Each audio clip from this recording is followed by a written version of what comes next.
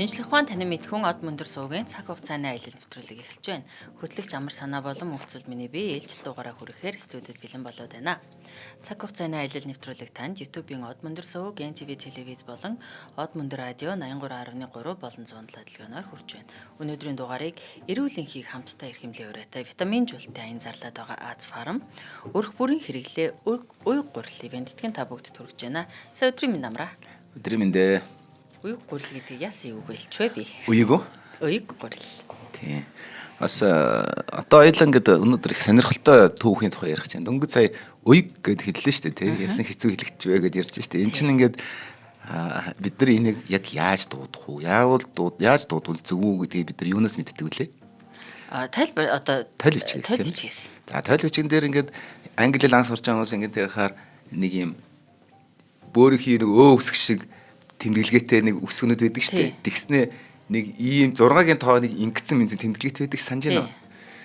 Одоо яаж дуудах юм ингээд англи үгнүүд. Тэгээ хамгийн хэцүү хэлэх нь TH-ийн нийлбэл тийм ээ. Англи хэлэн дээр сурахад гэдэг.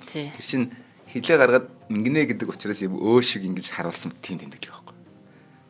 Бас өөр нэг тайлбар байгаа. Дахиад 6-гийн тоо нэг шүү дээ. Хоёр шүд дээр доороос ингэж байгаа байхгүй. За. Тэр өсөг шиг тэмдэг чинь грек хэлний тэ үсэг байхгүй юу? Тэ.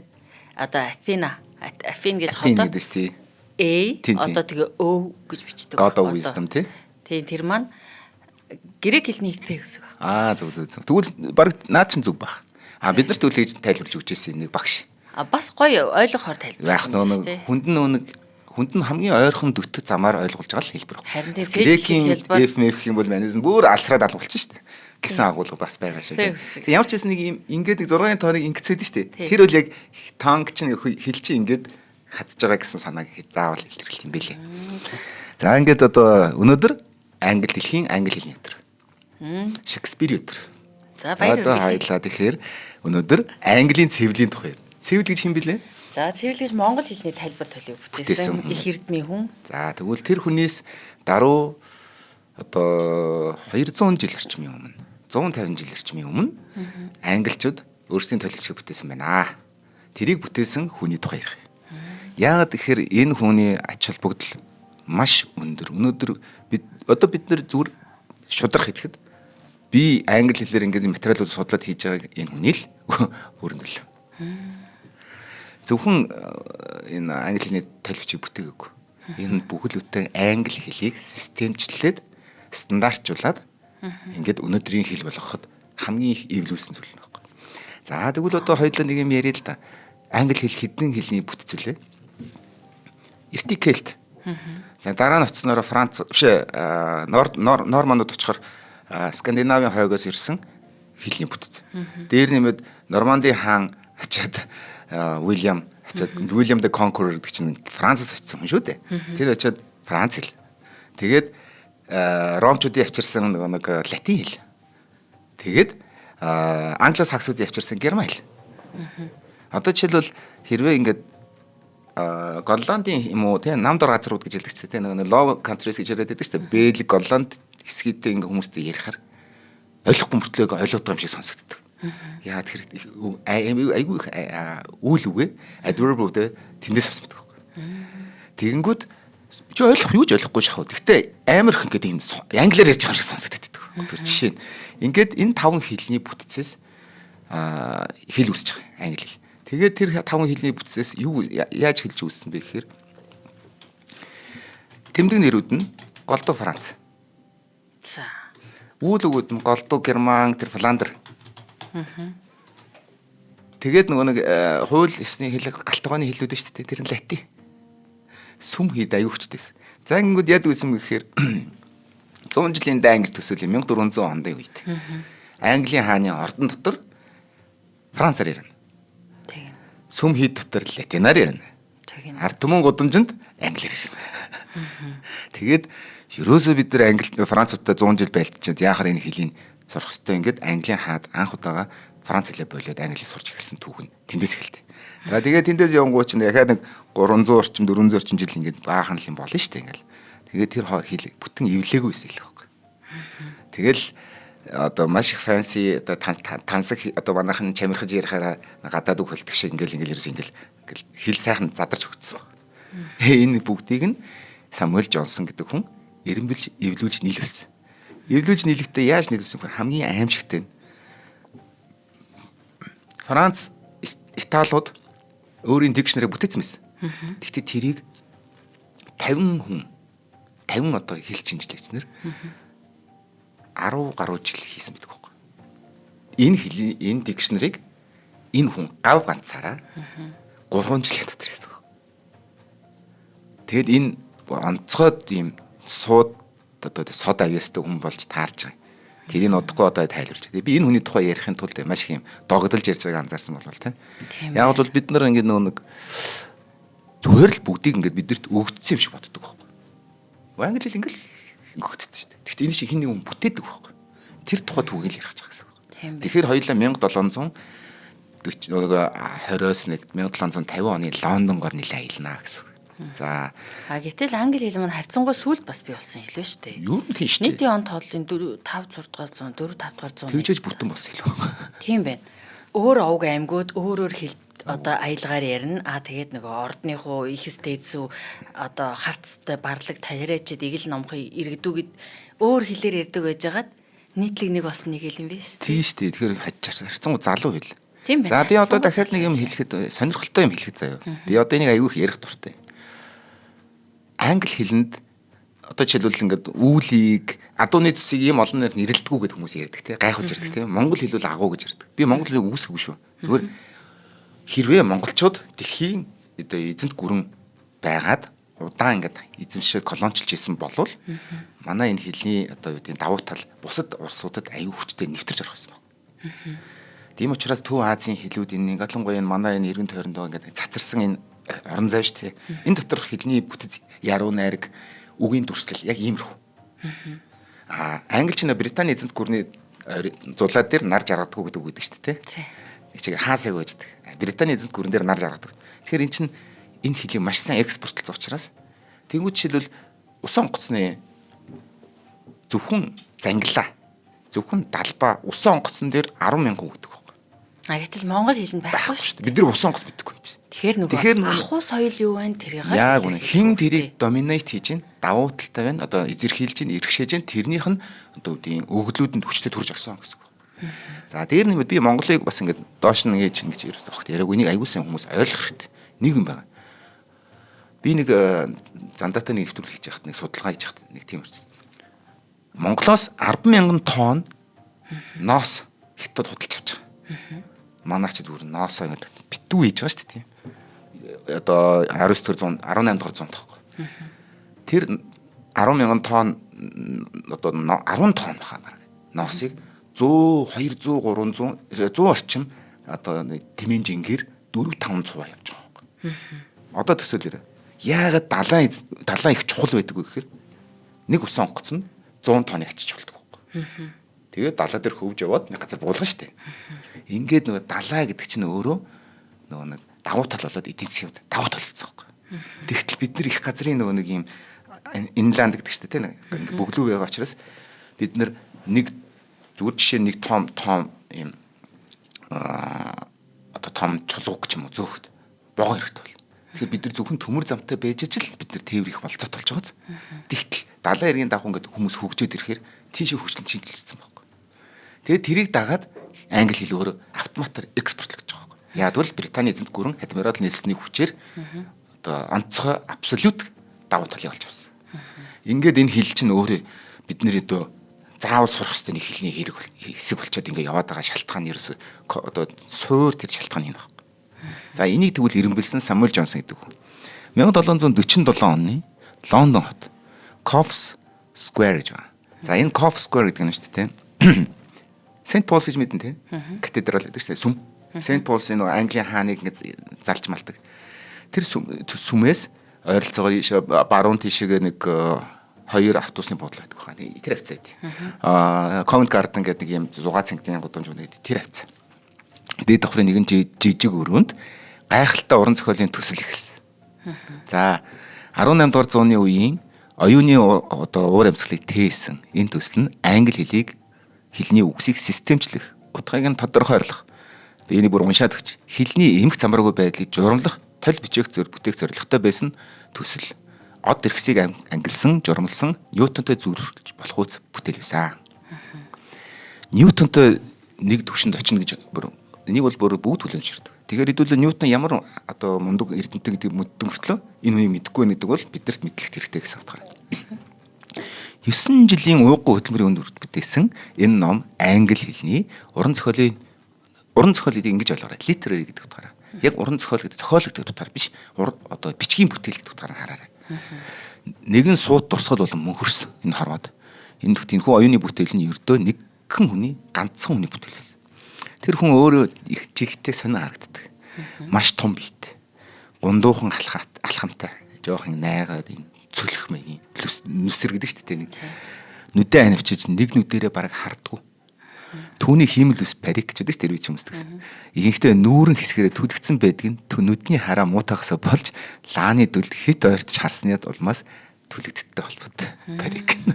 Шаралцсан байдаг юм тамхич юм гэсэн. Хүмүүс түүнийг анхаарад ихэвчлэн солиотой юм гэж боддог. Харин түүнтэй ярилж эхлэнгүүтээ тэр бодол нь огтсон өөрчлөгдөв. Агшин зур. Самуэль Джонсон буюу толь бичгийн Джонсон гэж нэрлэгдсэн энэ хүн бол одоо бичгийн уран зохиолын бүтээлийн ертөнцид үнэхээр санаанд оромгүй баатар, англи, этгээд замтай, нэр нь хүртэл төдийлөн танигдаагүй. Хэл бичгийн супер од болж тодорсон. Самуэль Джонсны толь бичиг бол англи хэлээр бүтээгдсэн хамгийн чухал номнуудын нэг. Энэ хороог өөрчилсөн 10 номны тоонд бараг ордог ном. Английн хөл өмгийн дүрм гэдэгтэй зэрэгцэж явдаг гэсэн үг. Ном эмнэлэгдснээс хойш 250 жилийн хугацаанд дэлхийн дахины толь бичгийн бүтээлүүдийн шууд хуулбардаг загвар болсон. Өнөөдрийн Монголын цэвлийн толимрын бүх юмны стандартыг энэ хүн бүтээсэн гэсэн үг. Стандарт загвар нь гэсэн үг шүү дээ. Ингэж хийдэг байх ёстой юм аа. Өнөөдөр бид ингээл нэг эрдмийн ажил хийдэг штэ. Тэгвэл head note, foot note гэдэг чинь ишлэл, зүйрлэл мөр энэ бүгдийг хийдэг энэ стандартыг энэ хүн бүтээсэн. Зохиож чадсан гэсэн. Ингээд одоо энэ бүтээлийг анхны хэвлэлийн ховор одоо хувь нь шүү дээ. Хамгийн анхны хэвлэгдсэн хувь нь шүү дээ. Дэлхийн нэр хүндтэй том номын сангуудын тэрүүгээр барахдаг. Манад хэрний тэр оригинал хүн байдаг штэ гэж. Тэгэхээр энэ бол алдартай бичиг нь 2 бат. 4273 42773 үг 100,000 гаруй зураг ишлэлтэй. Illustrated гэж байгаа. Illustrated ишлэл гэдгийг зураг гэж бас ойлгож болохгүй яа тийм. Одоо тийм дүрсэлж ярьсан бичсэн гэсэн утгаар шүү дээ. 2300 хуудастай. Ийм болготуу олон хуудастай зурагтай ном ойлгомжтой асар том хүнд байх нь тодорхой. Нэг ботийг ганц гараар өргөж барахгүй. 2 гараараа ер нь өргөхөд ч бас хүндтэй ордог гэж байгаа. Ингээ 2 бот ном бүтээсэн. Өнөө үед ийм хэмжээний бүтээлийг ихэвчлэн олон эрдэмтэн хамтран томоохон багийн хүчээр бүтээдэг бол энэ бүтээл ганц хүний оюуны хүчээр хийгдсэн гэдэгт итгэхэд үнэхээр бэрх. Хэдүүлээ ингээл пирамидыг яаж барьсан бол гэж гайхтагтай л адилхан гэсэн үг. Нэг хүнээс тийм том одоо үгийн энэ эрч хүч хүсэл зориг хийх мэдээд тийм төрн гэдэг бол бас бахархах шүү дээ. Тийм байна. Нөгөө талаас тэгээ тэр бүтээл нь ерөөсөө алдаагүй болоод түүнээс цааш тайлбар толтой толь бичгийн суур болоод үндсэн суур болоод зарчим ингэж хийх ёстой гэсэн ноу хав нь болно гэдэг өөрчлөгдөх. Маш гайхалтай оюуны бүр ингэж бишмэр хүн байна. Энэ өнөөдрийн бидний чат GPT-ийн эцэг нэгэд орог баруулж болохоор байхгүй. Яагаад гэж юмыг системчлэн гэдэг чинь өөрөө агуу зүйл. Тэр системийн дагуу бид нар бүх сөрч мөрч хайлт бичигнүүд бийж байгаа байхгүй. Тийм. Тэгэхээр өнөөдөр чат GPT-г бид нар бүгд ашигладаг байлээ төсөөлөхөд тэнд 1750 онд Лондонд нэг хүн шүнжин өдөр шөнөгөө сууж байгаад хийсэн зүйл байгаа байхгүй. За ингээд одоо Самуэль Джонсны бүтээл энэ ном бол зөвхөн түүний ажил биш.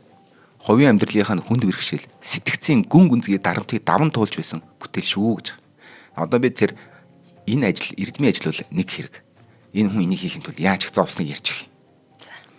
Товчондоо энэ номыг бүтээх хүнд хөдөлмөр дээрээс нь үнэхээр өгүүлшгүй их дотоод сэтгэлийн тэмцэл, оюуны зовлон шанал, саад бэрхшээл, хүндэлсэн олон учирлуудыг даван гарсан тухай түүх.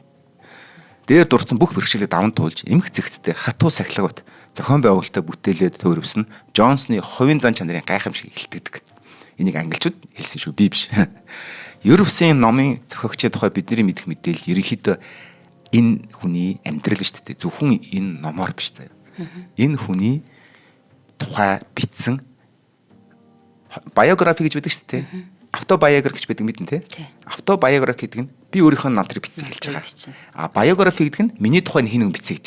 Тэгвэл энэ хүний дагаж биширж яваад одоо ментор гэж дагаж явсан хүн болох Джеймс Босвелл гэж хүн байна. Англи хэлний хамгийн одоо сонгодог хүн амьдралынхаа туршид үхээс өмнө уншчихад гэмгүү гэж яригддаг 120 30 ном байдیں۔ Жагсаацсан. Одоо хамгийн эхлээд Гилгамешийн төгс эхлэх гэсэн үг байхгүй. Тэр дотор ордог ном. Самуэль Джонсны намтар гэж. Тэгэхээр энэ хүн зүгээр өөрөө ингээд оршин байгаагийнх нь намтар нь уран зохиолын дээж бүтээгт сонгодогт ордог байхгүй. Яагаад би энийг сонгодог гэдэг вэ гэхээр сонгодог гэдэг нь хамгийн лаг гэсэн утгаар биш. Энээс хойш зөндөө сонгодог гой намтрууд бичсэн байгаа. Энэ хүний нэг хүнийхээ намтрыг бичих хамгийн анхны иж бүрэн бүтээл байсан учраас энэ хүн энийг бичсэн Босвелл нь Английн уран зохиолын бас нацаг дөрж шиг хэмжээ төвшөнд үндэгдэг тийм юм болсон байхгүй. Тийм нэр үзэг сонсогчдод баг зэрэг тайлбар өгч сонгодог гэдэг одоо англи хэлээр бол classical гэж үг байгаа. Энийг бид нар ойлгохдоо яг нөгөө сонгодог урлаг гэдгээр нь одоо холбож ойлгоо сонгодог урлагч өөрөө бүх урлагийн бүжгийн урлагийн дуулах урлагийн жүжиглэх урлагийн оройн дэд гэсэн үгнээс хэлээд байгаа. Гэхдээ сонгодог гэдэг чинь бас өөр агуулга байгаа шүү. Анхан суурин гэсэн ойлголт байгаа. Чин одоо classical studies гэж одоо тэрийг ингээд хэрвээ ингээд сонгодог урлагтай холбоод харах юм бол сонгодог урлаг судлах юм болоо гэж ойлгох гээд шүү дээ. Гэтэл classical studies-аар юу сурдаг вэ гэхээр эртний грек ромын хамгийн анхны оригинал бичгийг сурдаг байхгүй юу? Овидыг сурна, Теогониаг сурна, Working Days-ийг сурна, Hesiod-ын. Энэ тэгэхээр сонгодог судлал гэдэг маань өөрөө яг түрүүн амраа айгуугаа илчлээ. Энэ хамгийн шилдэг төв хөлбөр гэсэн үг биш. Зүгээр яг суур үнд зүйлийг хэлээд байгаа. Одоо булгийн ундрагна гэсэн үг. Яг үнэ. Одоо бид нар ингээд туул голын ихэн дээр очих гэсэн үг байхгүй юу? Тэгтэл энэ гол хаанаас ихтэй вэ гэдгийг харна гэдэг чинь хүртэл өөр ойлголт шүү дээ, тийм үү? За ингээд одоо энэ хүний тухай бид нар яаж мэддэг болсон бэ гэхээр Английн бас нэг агуу хүн энэ хүний намтрыг бичсэн учраас бид нар мэддэг болж байна гэсэн үг байна. Тэр ном нь сонгодог ном. Тийм. Джонсны амьдрал хэмээх Джеймс Босвеллийн бүтээлээс улбатай. Джеймс Босвелл нь залуу Шотланд хуульч өмгөөлөгч байсан бөгөөд тол бичиг гарснаас 8 жилийн дараа Джонстой танилцсан. Тэгэд Босвелл тэр дороо л Джонсны сэтгэл татам яриа. Оюун ухаан нь автаж 20 жил түүний дагаж байсан. Бишрэн. Тэгэд тэр өнгөрөөсөн амьдралынхаа түүхийг тэмдэглэж үлдээгээд өөрөө нэг урлагийн бүтээлийг бүтээсэн байгаа байхгүй. Тэгэхээр энэ хүний өөрийнх нь бүтээлээс гадна оршин байх нь хүртэл агуу. Дээр нэмээд дахиад би энд нэвтрүүлэгт тусдаа нэвтрүүлэг хийж бодож ирсэн зүгээр юм аа эргчл магадгүй орж болох. Самуэль Джонсны Лорд Честерл бичсэн захидал гэж байдаг. Ганц 2 хуудас хаа 2 нүур. Тэр захидал уран зохиолын Английн бичгийн уран зохиолын төгс одоо юу гэдэг шедеврүүдийн нэг болж байна. Дандаа уран зохиол хичээл ашигладаг. Бүр судлаачдын төвшөнд. Үнэхээр тасархай гоё англи хэлний use of language гэдэг шүү дээ. Хэлний хэрэглэг бүр ганган гаргасан. Би үнцээд уншаад би ингээд баг жилдээ 2-3 уншдаг. Тэгэх болгондоо би тэндээс айгүй ирчүүч авдаг. Одоо юу гэдэг нь урам хэлийг ингэж гоё хэрэгэл сурхаасан гэдэг. Тэр зохиол тэр захидлал үнэхээр гоё. Зүгээр хамгийн жишээ хоёрхан үлбэрээр хэлчихнэ. Лорд Честерл гэдэг хүн манай ашрыг ядуу зүдүү байхад нь дэмжих гэж энэ ном чинь дэмжиж гаргахад нь туслая гэж одоо энэ нэг патрон маягаар мөнгө өгөх гэж өгсөн юм байна шүү. Багахан мөнгө. Хэлсэн амдаа хүрээгүй хайцсан. Тэгээд дараа нь манай ашир номоо гаргасныхын дараа нь Английн том сонинд айгуу тийм магтаж утсан байхгүй. Тэгэхээр нөгөөх нь игдүцээд та намайг одоо ингээд хугацааны эхэнд та ингэсэн одоо үнэхээр ингээд одоо надад өгөөмөр хандаж ингэж сэтгэл зүрхийг мань ингэж татаж урам өгчээсэн. Тэгээд та таны ингээ алга болсон сэтгэл зүрх хаана байна вэ гэдээ бүр. Тэгээд та одоо гинт яагаад өчөөхөн миний энэ дорой ажлыг ингэн магтаж сонин дээр тэргүүнээр нь болж бичиж байгаа гэдэг. Тэр чинь нөгөө тэрний нөгөө нэг хийсэн ажил дээр нь дөрөөлж би оролцсон шүү гэж өөрийгөө гайхуулах гэсэн тийм заваанс ус төрчийн лорд баян хүний санааг нь амар гоёор ингэж ёгтолж мангар гоё түгжиж бичсэн байхгүй. Тэгэхээр зүгээр энгийн одоо хэрүүл байж болох агуулгыг маш уран төгсгөөр тэгээд нөгөө тэрний нэг бас нэг би уншижсэн энэ захиаг. Юу гэхээр сөрөг сэтгэгдлээ бичиж байгаа штэ. Гэхдээ нэг ч сөрөг үг хэрэглээгүй. Харин тийм. Тэгэхээр тэр хичнээн хэмжээний чадвар бай, мэдлэг байна вэ? Бас тэгээд тэр ёгтлол, өвөөдөл, зүүрлэл нь бүр гайхалтай. Тэгээд тэр хүн чинь дотороо дэлбэрж байгаа шүү дээ. Ер нь бол цагаад болоод. Энэ амьдралын ингээд ярихаар дэлбэрж байгаа. Би чамд одоо бүр зөндөө юм ярьж байна. За хоёлаа тэгвэл эхний юм хэлчихээ дурдаад дэлбэрж байгаа амьдралынхаа хэсэг рүү орё. За цаг хугацааны аялал нэвтрүүлгийн маань өнөөдрийн дугаарыг эрүүл энхийг хамтдаа эрхэмлээ ураатай Аз фарм ивент итгэж байна. За Аз фарм ивийн сан одоо салбар эмийн сангуудаараа хэрэглэгчдийнхээ эрүүл мэндийг дэмжих зорилгын хүрээнд хаврын улирал зохион байгуулж байгаа витамин жуултын аянаараа амин дэм, эрдэс бодис дархлаа дэмжих бүтээгдэхүүнүүдтэй 5-аас 20% урамшуул зарлаад байгаа юм байна. За энэхүү аяны хүрээнд мэрэгжлийн эм зүйчдийн зөвлөгөөнд суурилсан зөв хэрэглээний мэдлэгийг түгээж эрүүл амьдралын хэв маягийг сурталчлах дэмжих зорилгоор одоо зохион байгуулж байна. Тэгэхээр та бүхэн хаврын энэ цагт бүгд ядардаг те. Хүн малгүй ядардаг энэ цагт өөрийн гэр бүл хайртай дотны хүмүүс үр хүүхдийнхаа одоо үг дээдсийнхаа аав ээжийнхээ эрүүл мэндийг дэмжихийн тулд дэмжихийг хүсвэл та бүхэн Аз фармын бүх салбар эмийн сангуудаар ороод амин дэм, эрдэс бодис дархлаа дэмжих бүтээгдэхүүнүүдийг 5-аас 20% хөнгөлтөөгөөр худалдан авах боломжтой. Тэгээ би бас өөрөө Аз фармаар үйлчлүүлэх дуртайгаа бол нөгөө Европын маш сайн үйлдвэрлэгчдийн эмийн бүтээгдэхүүн, хүнсний нэмэлт бүтээгдэхүүнүүдийг өөртөө оруулж ирдэг үнэ хүртэл айгүй боломж юм байдаг. Миний хамгийн дуртай нь юу гэж Аквамарис гэдэг нөгөө хамар угаадаг давс. Тэр Хорватид илүү Словенд үйлдвэрлэсэн байдаг байхгүй юу? Словен. Словен ах тий. Тийм шүү дээ. Словенч нэг тиймэрхүү нэг нарийн юм дэх сайн юм бэл. Харин тиймдээ далаан давс ингээд хавар бол нөгөө хаврын үйлрэл болохоор нөгөө агаарч хуурайшдаг харшилтай хүмүүс ер нь бол хамрын ингээд хоолойны салт ингээд хуурайшдаг, хагардаг, харшилдаг, ханиадаг дээрийн нэвтрүүлэг дээр амирын болсон шүү дээ. Тийм. Тэгээ тэр давсаар угаахад ер нь бол чигшил өгөөд айгүй айтайхан болчихсон. Тэр манай аав жоохон байхад нөгөө нэг жамц тавсан шүү дээ. Тэгээд усанд уусгаад дандаа хамраа зайлж гэдэг гэсэн бохгүй жоохон байхад. Тэгээ би ер нь баг ханид баг хүрдэг гэсэн хүүхд байхгүй. Хаяа хүрхээр бүр нэвтрэлтээ хүн. Ангийн мал бүр ингээд дуусна. Ихэнхтэй байг. Тэр үл салийн юм тий. Тий. Одоо бол нөгөө тэр бол далаан давс байдаг. Словен. Тэгвэл Хорват та баг тэр далаа гэхээс Хорватууд байгаа шүү дээ. Тэгээ Словен тэр хоёр чинь нөгөө Европын холбоонд нэгнийгээ оруулах гэж нэг далаан жижигхэн зурус гарцраас бөө хэрүүд болсон шүү дээ. Харин тий. За тэгэхээр дэлхийн Европын одоо нэр хүнд бүхий мэрэгжлийн өндөр шаардлага хангасан эрүүл мэндийн дархлаа дэмжих бүтээгдэхүүнүүдийг та бүхэн Аз фарм эмийн сангуудаас урамшуултаагаар хөнгөлтөөгөөр худалдан аваарай. За одоо ингээд баялаа бүр гоё юм руугаар хэрвээ Лондонгоос удвал амьдралаа удсан гэж үг сонсч байсан уу? Бараг сонсч байсан байх. За Англид Лондонд очисон хүн болгонд хэлдэг лондончуудын өөрийнх нь үг байхгүй. Энэ үгийг хэлсэн хүн нь Самуэль Джонсон байхгүй. Яг бол Лондон маш дуртай хүн байсан. Лондоны аж аргалыг зөвхөн Лондонд байсан хүн бүрэн дүүрэн ойлгож чадсан. Үнэндээ бидний яг энэ орчинд суугаа 16 км-ийн радиуст байгаа дэлхийн хаач байхгүй шинжлэх ухааны мэдлэг боловсрал байна гэж би зүрхлэн хэлнэ гэж өөрөө хэлчихсэн. Цорын ганц сул тал бол хүмүүс бие биенээсээ хит хол амьдэрдэг юм аа. Хөндөй. Хот цорын газар шний жон тийм мэддэг шүү дээ. Энэ бол Лондоны хэмжээний харин өөрөө бусад давуу талыг шалтгаан болж өгдөг. Заримдаа би Лондонд ороход зэлүүд газар очиод амьдмаар байдаг. Мэдээж Шотланд зэлүүд газар хангалттай бий. Харин оюуны хүн хизээч Лондонд дуртай орохгүй. Яг бол энд жинхэнэ өрөмнөө цуглардаг учраас гэж хэлсэн байна. Тийм учраас Лондоноос залхсан хүн гэдэг бол амьдралаас үүдсэн хүн гэсэн үг. За Джонсон Лондон хотод үнэхээр сэсэг зүгрээ зориулсан гэдэг нь энэ үгнээс нь мэдэгдэж байгаа. Энэ алдарт толь бичгээ 17 дугаар зууны үеийн уран зохиолын төв гэдэг Fleet гэдэг гудамжны дэргэдэх Coff Square. GOUGH. Coff. Энэ бас их балай тийм англи хэлний өөрөөр бичиж өөрөөр уншдаг энэ бол одоо дөнгөж хэл сурч байгаа хүмүүс их челленжийн зүйлүүд гэсэн дээ. Бас сорилт мэй. За одоо түүний залуу насны талаар ярих гэж байгаа. Ерөнхийдөө энэ Coff Square гэдэг өөрийнх нь гэр мүзей байдаг. Тэн дотор нь шүү дээ. Джонсны найз зураач Joshua Reynolds гэдэг хүн 6 сартай байх үеийнхэн зургийг зурцсан байна. Тэгээд гэрт нь байдаг. Яагаад тэгэхээр Reynolds бол түүнтэй 6 сартай байхыг бол мэдэхгүй шүү дээ. Тэгвэл нэг сонирхолтой мэдээ зүгээр. Тэр зурган дээр одоо Джонсон 6 сартаа одоо байж байгаа шүү дээ. Манай дата сайн хиний шахуу гомбогийн хөвгт шиг тийм айгүй юм гүн бодлогоширсан маш юм дип зураг гэдэг байхгүй. Энэ маш тийм зургатаа тэг зурсан. Тэгэхээр энэ хүн угаасаа энэ хүн байсан байх бололцоотой гэж бодож зурсан байна. Тэгээ гол нь Эрдэнэтэд янз янзаар энэ шиг ингээд тайлж байгаа шүү дээ. Тэгэнгүүт Джонсон нөгөө Жошуа бол нэлээд сүүлд найзалсан хүн гэж үзэх юм бол 6 сартай ихэнх портретийн зургатаа сууж байгаа зургийг зургатаа нэлээд тийм бодлогоширнгу. Тийм биш манай найруулагч зургийг өгчлээ.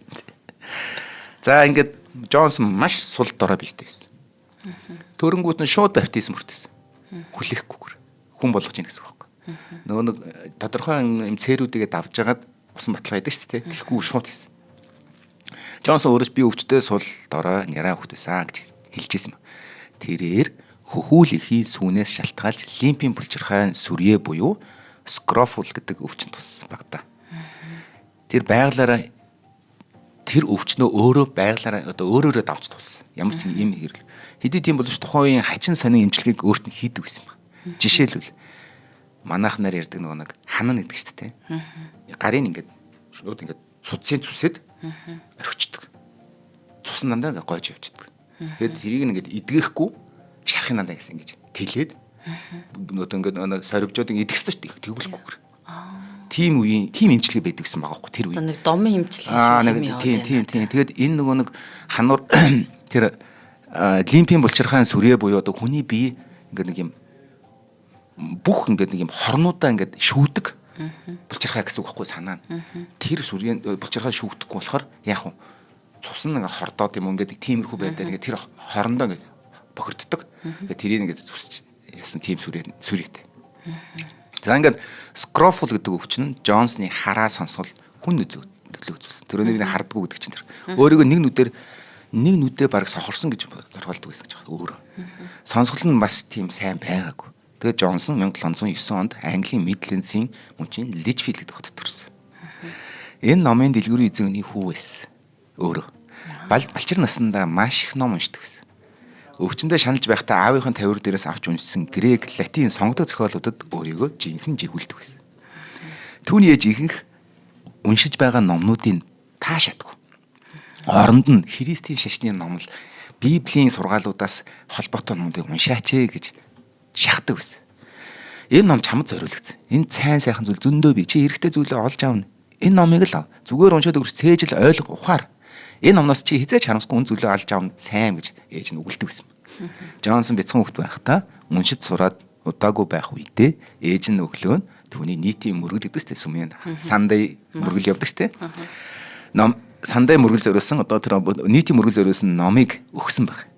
Тэгээд тэр өдрийнхэн залбирлын зааж өгöd сайн чи үүнийг зүрх сэтгэлдээ хоногчлол цээжлэх ёстой шүү гэд ээж нь дээд давхар руу гараа явсан. Удалгүй хүүн араас нь ороод ирсэн. Юу боловч би хэлж чадна. Цээжилсэн. Залбирлыг маш тодорхой цээжээр нэг ч үг үйлбэр алдахгүйгээр уншсан. Ердөө 2 удаа уншсан байх боломжтой гэж тэр хугацаанд. Ийм хурдан тогтоодог ой тогтолтой юмсан. Джонс амьдралынхаа туршид хатуу ёс суртахуунтай хүн байсан түүний ээжийн анхных нь хүмүүжлээс хамааралтай. Түүний гэр бүлийн номын дэлгүүр бизнес бол номын дэлгүүрийн бизнес. Джонсон оюун ухаанд эрт боловсроход тусалсан гэлээж их сургуульд сурахаар хангалттай хэмжээний орлого олдгүй юм.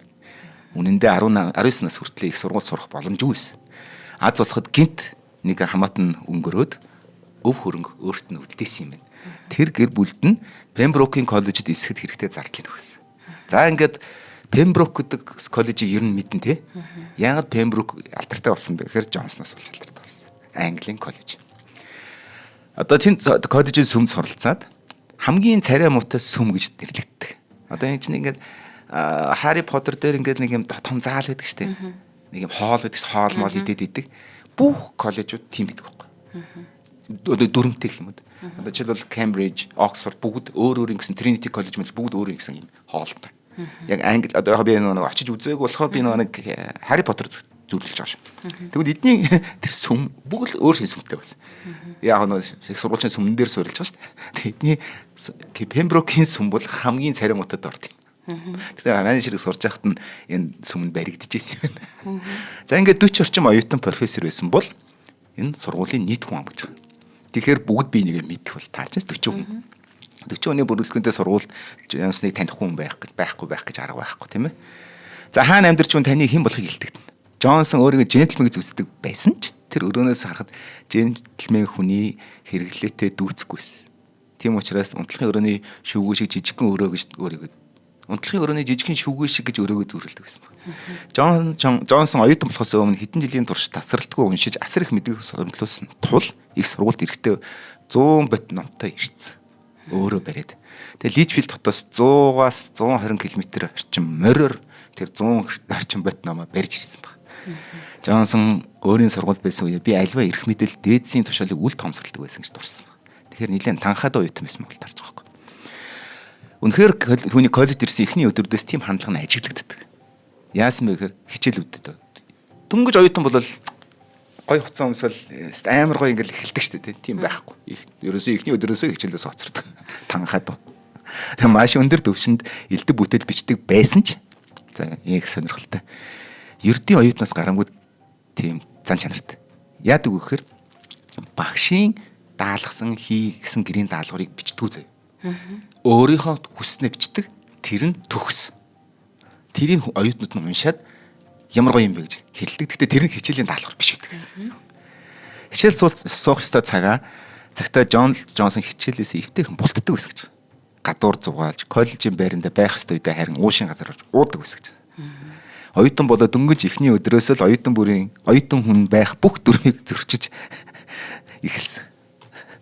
Джонсон боломж гаргаж хичээлээс зугтдаг гэсэн байна. Rebel байж тээ. Тий. За ингээд энэ явдал нь Джонсны коллежид хийсэн олон нийлтүүдийнх нь хамгийн анхных нь гэж байна. Нээлт гэдэг нь шүү дээ. Бүх хүн ингээд коллежид өрмөөрөө явахад л тэрийг зөрчин гэдэг нь өөрийнх нь нээлт гэж үздэг байхгүй англичууд ингэж хэлээд байгаа шүү. Тэгээд тэр өөрөө юу гэж хэлсэн бэ гэхээр ингэж. Нэг пенни үнцийг хөрөхгүй хичээл би 2 пенсийн торгуул төлж суудаг гэж хэлсэн байна. Амар. Тийм байна. Тэгэхээр л угсаал ойлгомжтой байсан байхгүй. Яг хоо коллежийн амьдралыг харьцангуй сул чөлөөтэйч чамгүй зүдэргэнтэй өнгө төгс гэж. За яагалангуй юм байгаа. Тэгээд Джонсон дараа нь Оксфордын коллежид ирж сурсан. Тэгээд Оксфордод ингээд их сургууль эсэхтэй гэр бүлийн нийгмийн гарал байдлаас санаа зовж артизан гэж хэлдэг шүү дээ. Трэдсмен, гар урлаач. Тийм хүн биш, джентльмений хүү гэж регистр хийж бүртгүүлсэн байна. Тэгэхээр статустай жоохон гомддог байсан бол таарч байсан. Тэгээ коллежийн бүртгэлийн номнод Джонсны оюутан насны тухай чухал баримтууд хадгалагдж үлдсэн гэж байна. Их сонирхолтой. Коллежийнх нь 1728-29 оны Battles, англиар battle гэдэг чинь туналтан гэсэн үг шүү. Энэ нь болохоор ер нь оюутнуудын зарлагуудыг тэмдэглэдэг. Тийм бүртгэл гэдэг юм байна. Тэр чинь их чанд байсан, айхтар байсан. Бүх оюутнууд бол профессор үрийн зарлагын доор нь Джонсны доор ч юм ингээд footnote-тэй тэмдэглэнүүд үлдээдэг. Даанч тэр үеийн кодчилсан хэлээр бичсэн учраас одоо ч хүртэл судлаач тэрийг яг жоохон юу вэ гэдгийг ойлгодог гэж. Хэрвээ энийг код хийж чадах юм бол бас нэлээд том гайхамшигт нээлт болох болов уу гэж бодцоход юм байна. За одоо жишээлбэл зулаа гэл тэгмэл ингээд доорны бичгнээс кодлог бичдэг. Тэрийг ойлгочих юм бол гэж байна шүү. Чиний коллеж чинь бүх өдөр болгоны зардал яадаг маа бүгд тэмдэглэдэг гэсэн. За би мэрийн папирус шиг юм болох гэдэг энэ да тий. Тэрийг бол тайлаад уншсан байж тээ бид нар 4500 жилийн өмнөх тэгээ нөгөө олдсон тэр пирамидад юу яасныг хин юу авчирсныг тайлсан мөртлөө тэр энэ хүнийг тайлж чадаагүй байгаа юм байна зөв. Зөв. Ачаад өгдөл нь багч гэж болно шүү дээ бас. Пирамид тайлахад бүх хүмүүс оюун санаа төвлөрүүлээд Джонсон бол 1% юм чинь гэд бас арай юу баг одоо ирч анхаарал засуусан байж болно шүү дээ тийм ээ. Ямар ч байсан нэгтээ нэг өдөр тэгээд нэг хүн тайлаад бас нэг од болох байлгүй дээ тийм ээ. Ямар ч байсан гол нь 1750 оныг ойлгоно гэдэг чинь өөр аягүй чухал байхгүй. Гэт Джонсны тэр дэвтэр дээр Джонсны нэрнийхэн доор байнга тэмдэглэл тавьсан байдаг. Хэрвээ энэ кодыг тайлж чадвал Джонсон оюутан байхдаа ямар хүн байсныг сайн тодорхой ойлгох боломжтой болох байсан. Гэхдээ ямар ч байсан энэ тэмдэглэлд бол торгуул гэж үзэж байгаа. Эхний хуудас харьцангуй гайг гэж. Джонсон энэ үед харьцангуй сайн уу байсан гэж байгаа. Дараагийн хуцаадаас эхлээл түүний доор урт хар тэмдэглэл гарч ирсэн. Тэгээд гарцаагүй торгуул өгөөд 10 сарын бүртгэлд орсон байна гэж үзсэн байна. Зарим хуудсад төгсгөл бичигдсэн граффитинууд гэдэг юм байна. Бүр ингээд зураг тавьсан байна. Жишээ нь эдгээр хуудсан дээр олон мол гэж харагдаж. Тус кодж яг үндэ бидний төсөөлт шиг дан ирчүүд сурдггүй байсан, хүүст агуулсан, ирчүүдийн хүүст агуулсан биш юм байна гэдгийг энэгээр тайлж байгаа. Тэгж байтал гинт София гэдэг нэр гараад ирнэ гэж байгаа. Гин адал явдал нь шүү дээ, тий. Тэгэхээр Джонсны найзуудын тухай нэлээд олон мэдээлэл гэж. Филипп Джонс ганган нохой шиг нэг ингэж бичсэн байна. Филипп Джонс зардлаа дахин хэтрүүлэн зарцуулсан хэрэгээр шалгуулахаар гараад ир гэж бичсэн байна. Ингээд бичингүүт юу гэхээр Джонсон бол ямар ч байсан гэрээс нь өгсөн allocate хийж өгсөн одоо өөрт өгсөн мөнгийг харьцангуй үрлэгэн хяналтгүй найз нөхдийн хүрээлэлд байсан байна тодорхойлж байгаа. 30 сарын дараа Джонсон эдгээр зүйлээ зэгцэлж коллеж орхон үзсэн. Хайж байсан. Түүнийг мөнгөгүй болсон учраас орхисон гэж үздэг бөгөөд тухайн үеийн бүртгэл сарахад түүний зардлыг багасгах хэмнэх ямар ч орлого хийгдэв. Тэгэхээр эдгээр чинь ингээд нэг тэр Оксфордын их сургуулийн коллежийн тэмдэглэлээс нь бид нар тэр хүнийг хэн байсныг ойлгох гэдэг шүү дээ. За тэр сургууль сурахтаа эхлээд ер нь бол сургууль 7 хоногт нэг 8 шиллинг. Энэ Английн мөнгө хэцүү шүү. Гэхдээ яг одоогийн өртгөр нэг 110-аас 130 фунт зарцуулдаг байсан ба. Гэтэл 7-ны дундаас бүртгэл гинт тасалдаж Джонсын нэр коллежийн бүртгэлс ор мөргөө алга болсон. Тэгэхээр энэ үед сургуулаа хайж авсан гэсэн мөнгөнд дуусаа. Тэгээд Джонсон буцаж Личфилд дэх гэр бүлийнхээ номын дэлгүүрсэжсэн. Аавыгаа нас барахаас өмнө дэлгүүрийг нь өв дарламжлан бизнесийг нь өргөжлөх ёстой байсан боловч Оксфорд сураад ирснээс хойш коки болсон. Онгор. Тэгээд хитрхи энэ бол миний дорд ажил гэж үзээд аавын гомдоос нэг удаа аавынхаа үнэс зөрсөн гэж Оксфорд хийсээ дараа болсон хэрэг. Аав нас барахаас хэдхэн 7 хоногийн өмнө намайг Ютокстерийн номын зах дээр ном зардаг тийм зах байдаг. Тэн дээр ч номоо зарлахыг хүссэн. Миний тусламж хэрэгтэй байж л дээ би татгалцсан. Хэдхэн жилийн өмнө энэ алдаагаа засахыг хүсэж би Ютокстерийн зах руу үнэхээр муу цагаартай очисон гэж. Яа тэгэхээр аав нь нас барсныхан дараа тэрэндээ маш их харамсаж байгаа хэдэн жилийн дараа тэр зах дээр номын зарах гэж очисон. Толгой нүцэн хүүтэн бороонд хэдэн цагаар аавын минь ном лангуу байсан тэр газар зогссон гэж. Жинхнээсээ гүн маш гимшсэн. Тэгээд миний нүглийн төлөөс гисгэл байсан байхаа гэж тэмдэглэж үлээсэн баг. За хоёлаа тэр завсарлаад 2 дахь нэтгэжээд орчиж өгөх үү. За өнөөдрийн дугаарыг маань өрх бүрийн хэрэглээ уй гурил ивэнтэтгэн та бүгд түргэж байна. За уй гурил компани маань зөвхөн бүхэл өөрийн гурил үйлдвэрлэхэд тусгаалan зориулсан Америк технологиг Монголдо нутагшуулаад амжилттай нэвтрүүлээд бүтээгдэхүүнээ одоо үйлдвэрлээд эхэлсэн үйлдвэр юм байна. Уйг бүхэл өөрийн гурил нь Улаанбуудааг хайлттай бүхлээр нь тэрэгтэн гаргаж авдаг тул шин тижээлээ бүрэн хадгалсан байгалийн хамгийн үнцэнтэй гурил юм. Ялангуяа хүний биеийн ботсын солилцоог дэмждэг эслэх нь Улаанбуудаа хайлсанд маш ихээр агуулгаддаг. За бүхэл бүрийн гурилын эрүүл мэндийн ач тус юу вэ гэхээр хотод гидсний үйл ажиллагааг дэмждэг, бүдүүн гидсний эрүүл мэндийг сайжруулна, зүрх судасны өвчнөөс сурчлан сэргийлнэ, хэд тархалтаа сэргийлнэ, цусны эргэлтийг дэмжинэ, мөн ботсын солилцоог идэвхжүүлдэг одоо ашиг тустай байна. Харин тижээлэг чанарууд нь эрдэсийн агуулмж нь бол маш өндөр. Витамин B1, B2, B6, E, PP амин дэмээр баялаг байгалийн гаралтай шин тижээлэгтэй юм байна. Тэгэхээр Монгол улсын 21 аймгийн бүх томоохон зах худалдааны төв сүлжээ дэлгүүрүүдэд уй гурил маань худалдаалагдаж байгаа бөгөөд Улаанбаатар хотын 9 дүүргийн зах худалдааны төвүүдэд бас борлуулагдаж байгаа. Тэгэхээр та бүхэн уй гурилтай холбогдоод те хүнсэндээ хэрэглэхийг хүсвэл мэдээж зах худалдааны бүх сүлжээ зах худалдааны дэлгүүр рүү ороход болох байна. Мөн дэлгэрэнгүй мэдээлэл авахыг хүсвэл 77 17 88 99 77 17 88 дугаарыг утсаар холбогдоорой.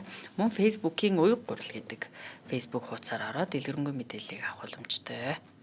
За хэрэглэж үзье. Би өөрөө нөгөө талхаг өрөө барьдаг амт хөрөнгөөр. Тэгээд манай аав хоёр шиг юм шүү дээ.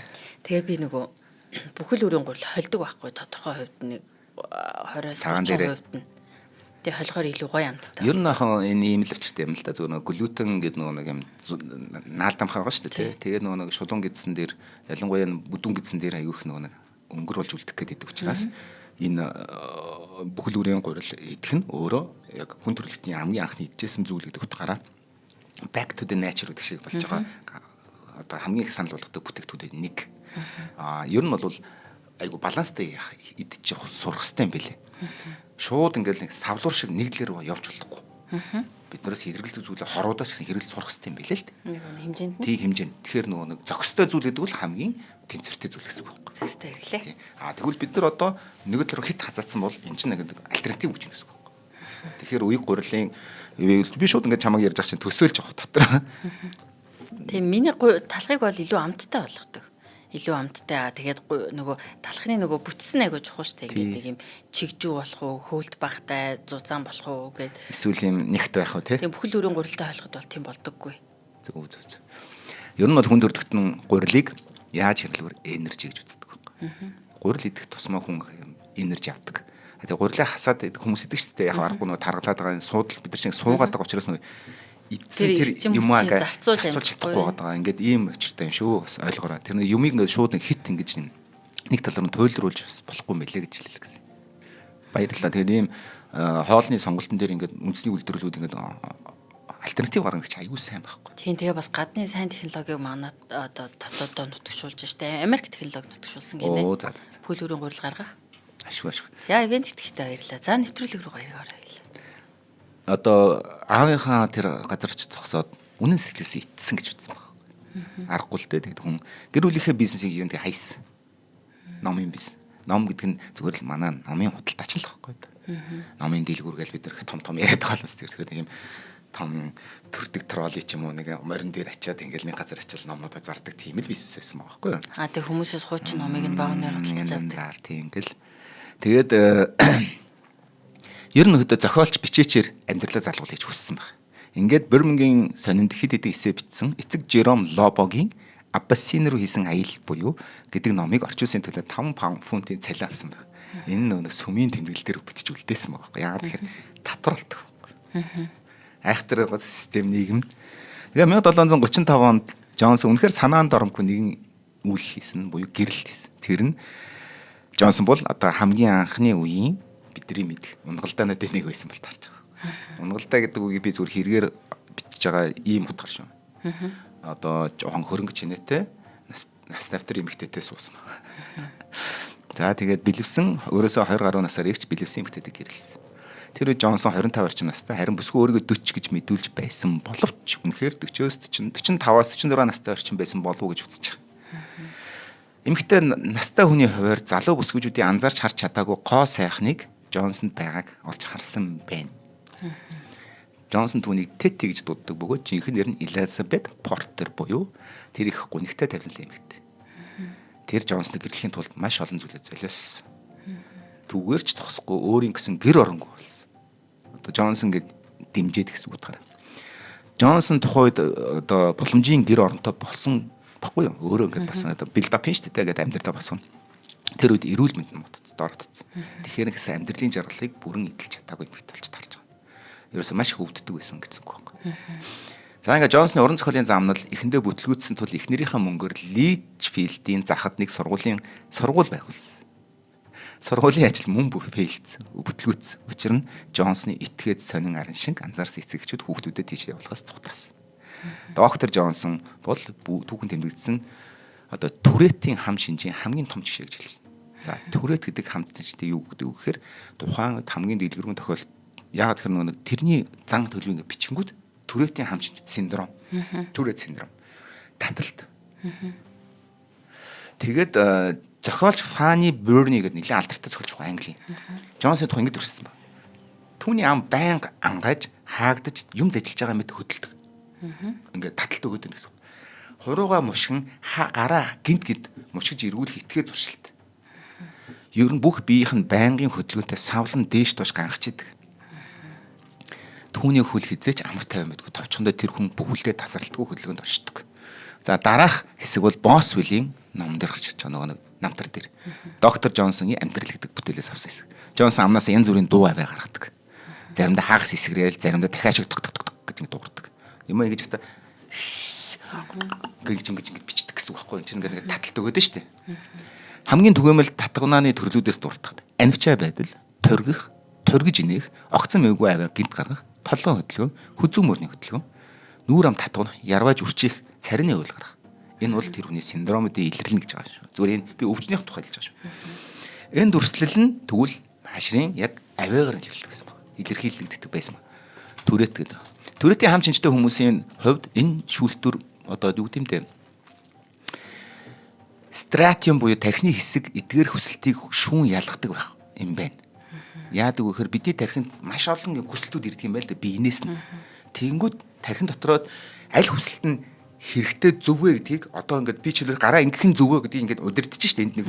Тэгвэл тэр шүүлтүртэй фильтр хэсэг нь ажиллагааг үлчтэй юм.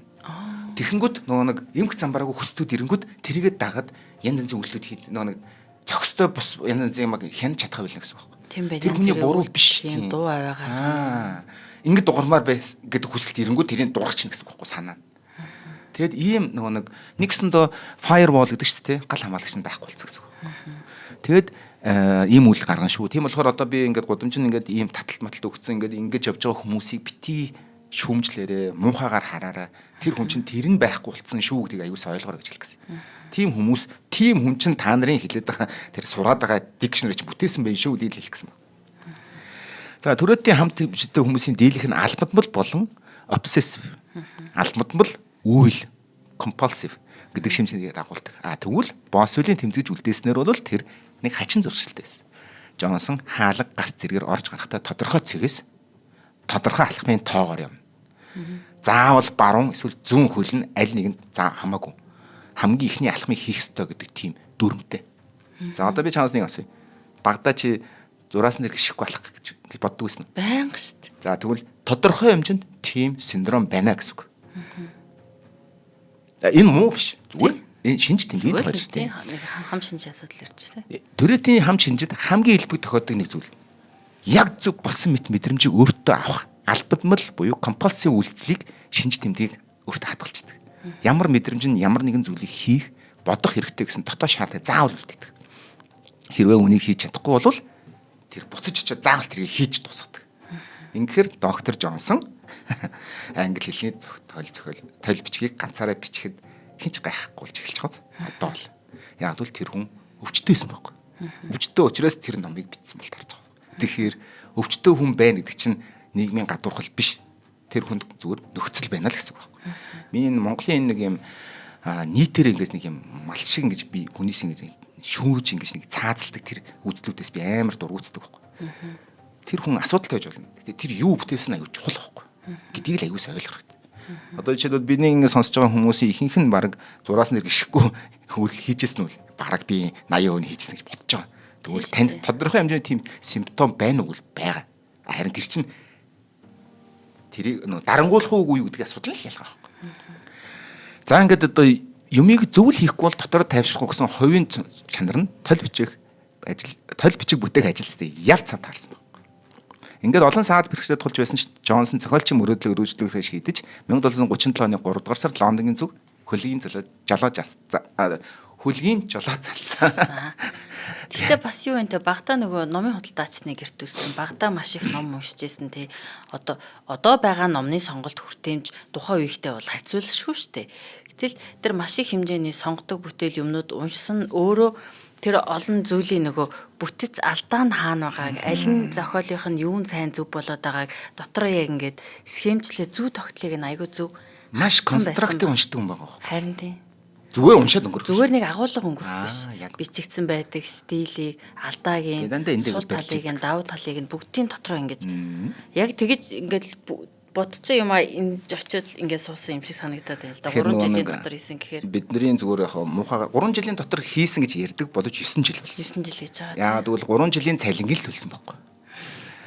Тэгээд бидний хэлдэг нь гар хангалгаа, тэрхний гар хангалгаа хийсэн байхгүй. Тэгээд тэр нь бидний дикшнери болж орсон. Ийм л юм ба. Тэгээд би одоо цаг айгүй баг байна. Яас хэцүү юм бэ? За ингээд тэгээд ийм ба Лондон очингуудаа Group Street дээр очисон. Тэр Group Street нь болохоор яг тэр Лондонгийн яг оюун санааны төв өрөм бүх хүмүүсийн цугладаг. Тэгээ энэ бүтээл захиалгаар бичдэг. Түрээсийн зохиолч нар гэж нэрлэгддэг сонины зохиолчд бичээчдийн нийгэм тэнд төвлөрдөг байсан байхгүй.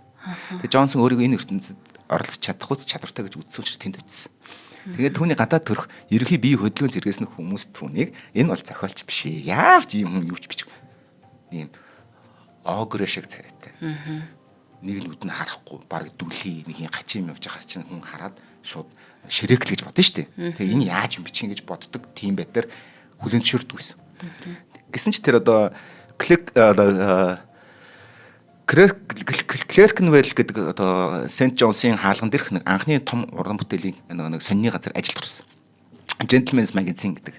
Gentleman сэтгүүлийн газар ажилд ороод Edward Cave гэдэг хүн өдөржсэн тэр газар одоо яхаа өөрөө нутаг манайхан нэг ярьдагш архангаагаас гаралтай гэдэг шиг нөгөө Midwest байхгүй. Тэгэхээр архангаа чинь болж байгааз. Тэгээд архангаас гаралтай хүн байсан. Тэгээд манай Midwest-ийн хүн юм байна гэж ажилласан. Тэгэхээр тал тохоо, жалгад тохоо хаацаг үл байдаг уус. За ингээд Cave Johnson авиасыг нь таних парламентын хэллүүлэг болон тухайн үеийн цаг үеийн сэдвүүдээр нийтлэл бичвэлгээр хөлсөлсөн баг. Johnson захиалагт зохиолч болохын эхлэл тавигцаа. За ингээд одоо их дорой амьдрал амьдсан. Яг үнэхээр. Тэр үеийн түүний орлого тун даруухан ядуухан байсан учраас өдөр хоног ари ядаа аргацаж байснаас гадна байрлал нь нүүж яваад маш эмзэг хэврэг амьдралтай байсан. Джонсон Лондоны хамгийн дорд гаралтай найдваргүй хүмүүсийн бүрэлд багтж орсон яг тэр үед. Түүний нэг онцгой найз Ричард Savage гэж үг мэдэн тэ англиар юу гэж байна лээ? Зэрлэг балмад хэрцгий. Savage гэж ядуурсан ёс журамгүй шүлэгч нь яруу наригч байсан. Тэр найз нь нэг удаа кофений газар болсон хэрүүлийн үеэр хүн алсан хэрэг сэдэглэж ирсэн. Тэр Savage Pit-ийн хүмүүстэй найзалж шөнийн гудвар тэнцвэрч гудамжинд хондох байсан байгаа. Түүний амьдрал бол нийгмийн хамгийн доод давхаргалыг ёроолдоо унсан яг энэ үед мэрэгжлийн замналынхаа талаар эргэж бодсон. Ингээд өөрийнхөө одоо юу гэдэг би мэрэгжлийнхаа төгсөх ёстой байдаг тэр яарах мэдрэмж өөртөө төлөвшөлтөнд маш хүндий нөлөө зүйлсэн. Ингээд Лоныгийн амьдралын нэг бүтэн бүхний давхрыг бүрдүүлж байсан золгүй ядуу хүмүүсээ танилцж тэдний талаар сайн мэддэг болсон гэж яриад байгаа. Тэгээд Gentleman's Magazine тухайн үедээ цаг үеийн соёлын маш чухал эд байсны хувьд Джонсонгийн уран бүтээлийн одоо зохиол ингээд нийтлэл өөрийгөө таниулах тайз болж өгсөн. За ингээд Джонсон олон талын ур чадварыг эзэмсэн байсан бөгөөд түүний ирээдүйд ихэнх хэрэг болсон. За ингээд ерөнхийдөө энэ бол платформ болоод Джонсон нэгсэн төлөвчийг бүтээх шалтгаан болсон гэсэн үг. Тэгтээ их гоё юм одоо орж ирнэ. Йоо талдаа л орч ирсэн гэж. Түүний дүрсэлсэнчлэн Джонсон бол номыг шунаж иддэг хүн. Одоо нэг би тэр хоёлаа ярьсан шүү дээ. Бүр бараг л уран зохиолын зэрлэг ойд бадарчилж бүхнийг шингээдэг, өөртөө ингээ шингээдэг зэрлэг амтэн шиг тийм маягаар номыг уншдаг гэсэн. Джонсон Лондонд ирэхдээ 20 гаруй настай байсан бөгөөд энэ хотод үнэхээр туртай байсан. Лондон түүнийг өдөөж, үргэлж инспайр гэдэг сэргээд урмын. Оксфордоос төгснөөс хойш үүлгэж байсан оюун хүний хүрээлд орсон мэт болгосон. Ингээд нэг зүйлийг ойлгох хэрэгтэй. Хүн бүр өөрийн гэсэн суу тавьяастай. Сайн сайхныг бүтээх, амжилтанд хүрэх үндсэн зарчим бол тэр авьяасаа дагах зарчим. За одоо би энийг сонсогчтой хэлмээр. Та бүгд хүүхдүүдтэй байгаа ирээдүйд. Ямар нэгэн хүний хэлснээр сайн сайхан бүтдэг. Тэр хүн зөвхөн өөрийнхөө хамгийн сайн гэж бодсон авьяасаа зүлгүүрдчээж тэр хүн ирээдүй амьдралаа боцогддог. Джонсон энэний яг тонцгой кейс. Тэрнээс банкны эдийн засагч сайхан цалинтай учраас чи банкны эдийн засагч бол гэж ерөөсөө өнийг тулгаж болохгүй гэсэн үг байхгүй юу ингэ. Тэгээ Джонсон дурлсан 1730-аас 40-од оны Лондонд уран зохиолчдын эрдэнэс маш хурдтайгаар өөрчлөгдсөн. Яг бол энэ чинь яг empire болж байсан байхгүй. Колоничлагдаад Америкийг эзэлсэн, энэтх рүү очиж байгаа юм. Тэгээд одоо яг энэ үед нэг юм сонин үе байна. Өмнө нь Джонсны яг энэ номыг бүтээх хүртэл дандаа хаад язгууртан түрүүний хэлдэг Лорд Честервилл шиг хүмүүс патрон болж ивент итгэж ном юм хэлэгдэг байсан. Тэгсэн чинь нэг юм өөртгөцсөн. Publisher гэдэг хүмүүс бий болсон. Тэр буюу номын дэлгүүр хэвлэлийн эзэдүүд ямар ном хэвлэх юу хэрэгтэйг мэдэрдэг тэрийг санхүүжүүлдэг болсон гэсэн. Тэгэхээр хин нэгэн язгууртан баян хүн биш номын паблишерууд юу хийж шийддэг гэсэн. За тэгвэл тэднэрт юу болсон? Биднэрт Францд хийгдсэн. Италид хийгдсэн. Бид нар дикшнери хийх хэрэгтэй юм байна. Тэгээд тэрийг хүмүүс аюу олноор худалдаж авах юм байна. Бизнес сарсан байхгүй. Тэгээд зөндөө олон өмнө нь Джонсон хамгийн анхны ихийг бичээгүй. Өмнө нь хүмүүс 7-8 ном дикшнери байдیں۔ Тэгээд эдгээр Джонсонд юу худалдаалах хэрэгтэй гэдэг. Тэгээд Джонсон хэлсэн байхгүй. Хариуд нь усан тэнгэл биш бол мөнгөний төлөө бичдэггүй хүн гэж байхгүй. Харин номын худалдаач бол уран зохиолын ивент итгэгчд юм аа гэж хэлээд тэдэртэй найзлсан. Ингээд яасан бэ гэхээр 1746 онд англи хэлний хамгийн ихтгэл төгс хэрэглэхэд ойлгомжтой тодорхой төлөвчийг хийх хэрэгцээ байна гэж тэр нэг нийтлэгчнэр шийдсэн учраас Джонсон таньсан. Джонсон би энийг хийя гэсэн баг. За хийя гэхдээ яасан бэ гэхээр ингэж байгаа. Яг энэ үед болохоор Британий музей, уран зургийн эзэн хааны академи зэрэг байгууллагууд төр үед байгуулгаж ирсэн. Тэгэхээр дөнгөж ингээд англи өөрөө ингээд дэлбэрч ингээд цэцгэлжээс үе гэсэн үг байхгүй. За ингээд гэнэт урлагийн бүтээлүүдийг институцлэх ёстой гэдэг санаа гарч ирсэн. Англи хэлийг институцчлэн системчлэн гэдэг байгаа. Энэ үйл явцын нэг хэсэг болсон. Итали улсад албан ёсны төлөвч байсан уу? Байсан. Францд байсан уу? Академи Францын Франц хэлний төлөвч гаргацсан байсан. Харин Англид ийм зүйл огт байгааг учраас бид нар Европын ижил төрлийн эзэнт гүрнүүдтэйгээ өрсөлдөхийн тулд бид нар оюун санааны дүрслэнд ийм ном хэрэгтэй гэдэг шийдвэр гаргасан. Гаргахдаа эдгээр Джонсныг хөсөлсөн бол таарч байгаа. За тэгээ нэг сонирхолтой зүйлийг чамд асууя. 1700 онд юу болсон бэ гэхээр одоо Английн Британий далбаг мэднэ үстэй тийм Union Jack гэж мэддэг тийм Act of Union гэдэг тийм хууль батлагдсан. Шотланд, Умард Ирланд бүгдийг багтаасан Их Британи гэдэг empire байгуулагдсан байхгүй юу? Тэр хууль батлагдсан. Тэгээд тэд нар одоо Английнход бол цагаан дээр ингээд улаан ингээд байж байгаа шүү дээ. Тэгэнгүүт нэг цэнхэр болоод ийм болж байгаа чинь Уэльс, Англи, Ирланд одоо Шотландын далбаануудын нийлбэр байхгүй. Тэгээд тэрийг Union Jack гэдэг байхгүй. Тэгэд энэ нэгэн ийм unilateral нэг хилтэй болмоор байна. Эмхлэгдсэн гэдэг тийм одоо юу гэдэг агуулга амар хүчтэй явсан. Тэрний одоо давлгаан дунд энэ хэрэгцээ гарсан гэсэн үг. Тэгэхээр Джонсон яг цаг үедээ зөв төрсөн юм бол тарж байгаа. За ингээд одоо яг Джонсон энэ үед 40 нас хүрч ирсэн гэсэн үг. За ингээд Джонсон номын сантаа зурлахаар хүмүүс ингэж дүрлэлт юм байна л да. Жишээлбэл Лондоны нөлөө бүхий номын худалдаач нь Роберт Додсли Джонсын найз болж түүний онцгой авьяас эрдмийг олж харсан учраас тэр санал тавьсан. Тэр юу гэж хэлсэн бэ гэхээр номын сантаа зурлах тултгаар төрсөн хүн гэж. Бид нар хизээч чадахгүй. Чийч чадахгүй, би чадахгүй. Энэ л хүн чадна гэж ингэж зөвлөсөн учраас энэ хүнийг хөлссөн. Ингээд Джонсон 1746 оны 6 дугаар сард номын худалдаачтай гэрээ байгуулж 3 жилийн хугацаанд 1500 гинэ тэр гинэ гэдэг тийм мөнгөнд дэвсгэртэй. За энэ нь юу гэсэн үг гэхээр 1575 фунт стерлинг буюу өнөөдрийн мөнгөөр нэг 320-оос нэг 450 орчим мянган худлаа авах чадвараар ярьж байгаа шүү. 300-аас 400 орчим мянган долларын гэрээ байгуулсан. Джонсон амьдрал хөрөлцгөөц мөнгөтэй болсноос гадна туслах ажилчид Флит стритийн ойролцоох тэр одоо Гоф стритэд 17 дугаар тоотын офис шиг гэрээ түрээслэх мөнгөтэй болсон. Тэгээ тэр байшин том байхгүй юу? Яагаад тэрийг төрүүлсэн гэхээр дэд давхар Атик гэдэг шүү дээ. Тэр хэсэг нь аягүй том. Тэнд ажил хийдэг. Англи хэлний төл бичгийг бичиг ажил түүнд албан ёсоор даалгасан. Энэ байшингийн дээврийн давхар байрлах өрөө үзээд урам зориг авсан учраас шууд шийдсэн. За ингээд ингэж асуусан байна. Одоо диалог ярьж номын бодлоо шүү дээ. Мөнгө хэрэг удаа хөрөх вэ гэсэн чинь миний тооцоор 3 жил болов уу? Намайг галзуу солиод гэж бодож магад 3 жил гэдэг чинь 1500 гинэ жилийн 500 шүү гэсэн. Тэгээд буцаагаад юу гэж хэлсэн. Доктор Адамсаа итгээ төвчөртэй харж байгаа сте би чадах чинь нэг ажиллаж байна. Би өөрийнхөө арга барил. Надад өөрийн гэсэн арга барил би бидний хийж байгаа зүйл таны сэтгэлийг хөдөлгөх болно. Юр бүсийн төлөв бичиг байх болно гэдэгт итгэлтэй байна. Durhamын Physiology, Browning, Vulgaris гэдэг бүх иш татахад зохистой олон ишлүүдтэй, онцгой ишлүүдтэй авгаа сэтгэгчдийн уул мөр дүүрэн толь бичиг байх болноо. Сургаал дүүрэн дандаа зөв үгс хэрэглэгдэнэ. Хариуд нь энэ үнэхээр гайхамшигтай ажил байна. Гэтэ та яаж үнийг 3 жил амжуулах юм бэ? Та чинь Францын академи 40 үнийг бүрэлдэхүүнтэй 40 жил зарцуулж хийсэн дикшнерийг хийх гэж штэ толгичиг. Тэгвэл 40-40-ийг үржүүлээд 1600 харин 3 нь 1600 хэдөө байг бодоод үзэлт. Тэгвэл мөнгөө тэрүүтэй хэмжээд төлөвлөхгүй юу гэсэн. Француудаас хэд дахин илүү хийж чадна гэдгийг би мэдчихээн гэсэн. Одоо ойлгосон санааг нь 40-ийг үржих нь 40 1600 гэдэг чинь ийм объемтай ажлыг би 3 жилийн дараа та нар хийж өгч байна. Тэгэхээр та нар тэгвэл хэдий их мөнгө төлөхө бодохгүй гэж хэлсэн. За, Джонсны музейд байгаа толь бичгийн анхны хэвлэлийн хуулбар буюу одоо факсимил гэж хэлдэг шүү дээ. Хөлөөрөл яг ажлын цар хүрээ ямар агуулгын та нар ингээд Лондон очиод тэр Коф стритэд очиод тэр 17 номерын гэр музейг үзээрэй. Би зүгээр YouTube-ээр үзсэн. Тэр номыг хараарай. Массив байхгүй. 3 бат юусч биш заяа ер нь. Ингээд Джонсон толь бичгийг үнэхээр өргөмж суулгаж байгаа зүйл бол хараа одоо чамдаа ярьж.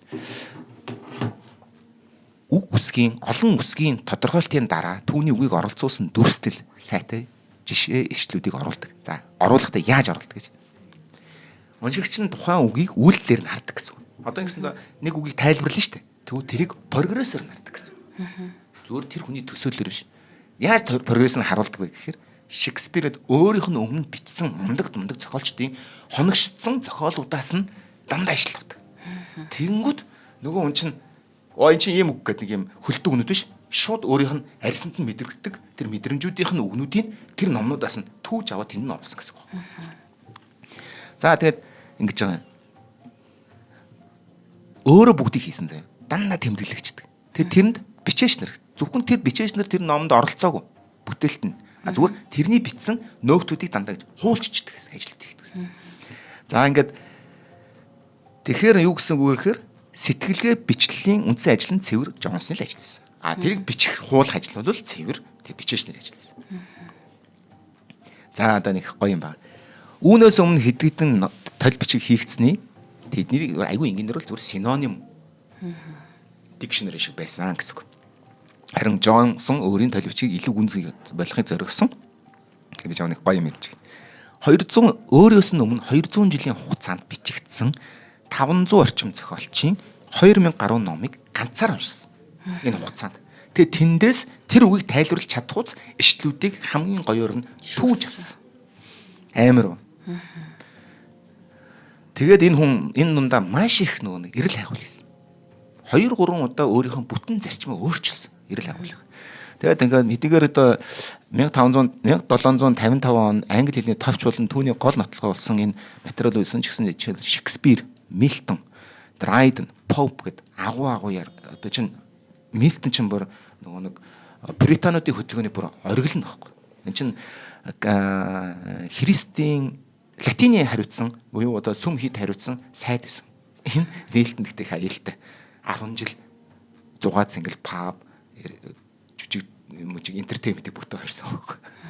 Нөгөө британ учраас пюр байх хэрэгтэй гэдэг. Эдгээр бидний нийгмийг хордуулж байна. За тэгээд энэ хүмүүс чинь энэ британууд чинь цаашаага Америкийг өмсөлсөн хүмүүс байхгүй. Тий. Хөөгдөж яваад. За, bed presser гэдэг үгийг тайлбарлаж байгаа зүгээр жишээ. Хүнд залхуу хүн. Залхуу бол sanguine coward. This bed presser is horseback breaker. This huge heel of flesh гэж хэлсэн. Тайлбар. Тэгээд тэрийг нь яасан бэхээр өөрөө бичиг. Шекспирээс иш татсан. Амар. Одоо ингэж байгаа. Bed presser гэдэг чинь орд дарагч гэсэн үг шүү дээ. Ингээд залхуу бүдүүн тийм. Horseback breaker гэдэг чинь бүдүүн учраас нойрны нуруу эвдэгч зовогч.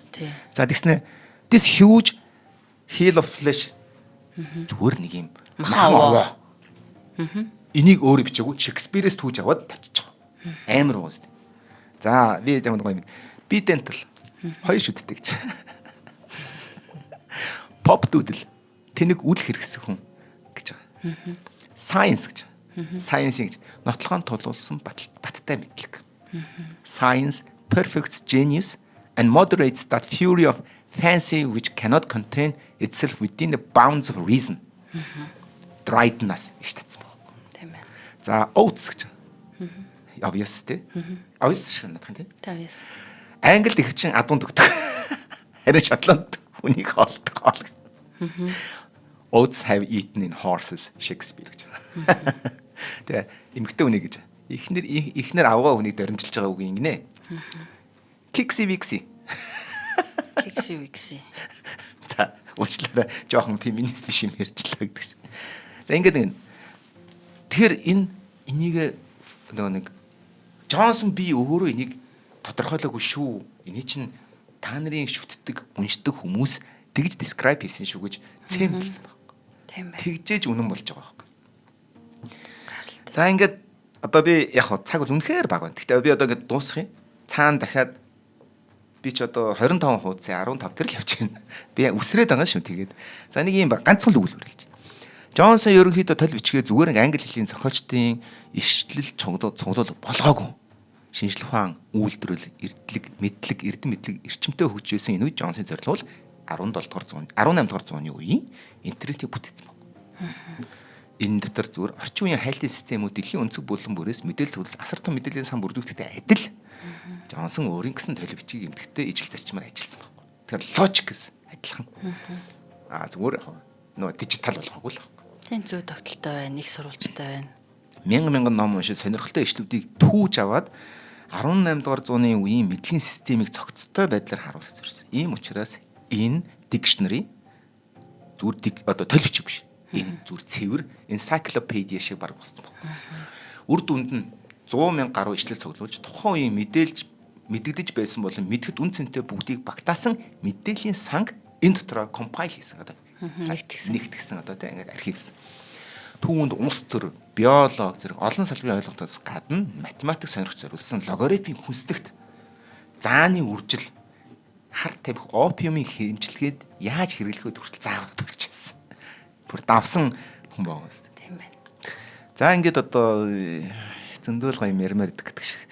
Тэгээ ингээд одоо жишээлбэл нэг ахаад нэг гонцсон юм хэлчих.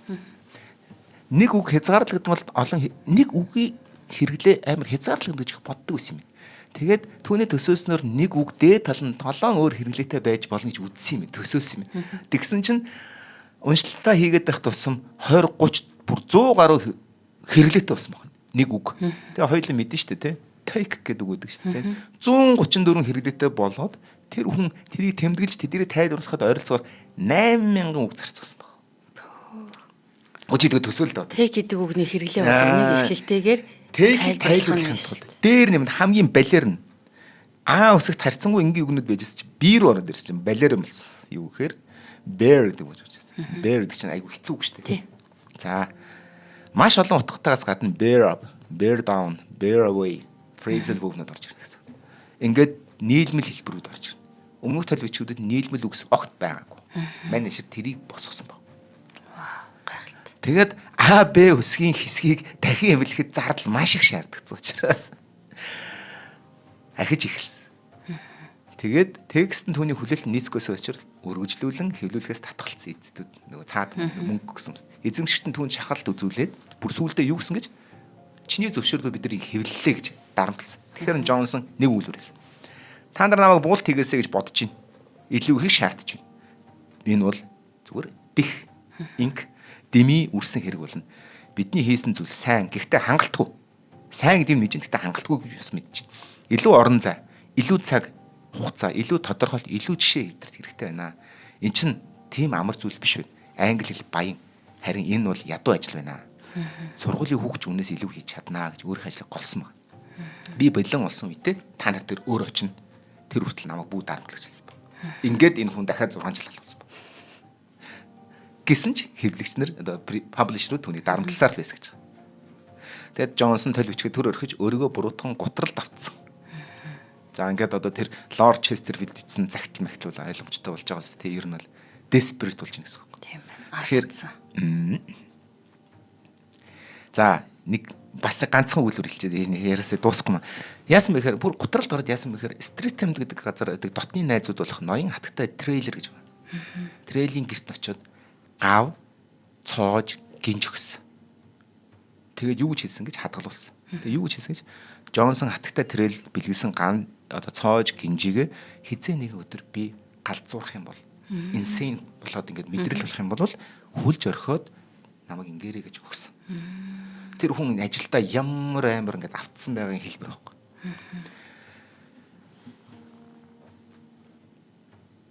Тэгээд та мэдээж хэрэг эрэгтэй хүн учраас тодорхой хэмжээний хэрэгцээ байгаа учраас эхнэр нь биеийн өвчтөй. Тэгээд нөгөө нэг дэм буудлын эмэгтэйчүүдээр очиж тодорхой хэмжээр өөрийнхөө нөгөө тэр гутралаа тайлдаг байсан.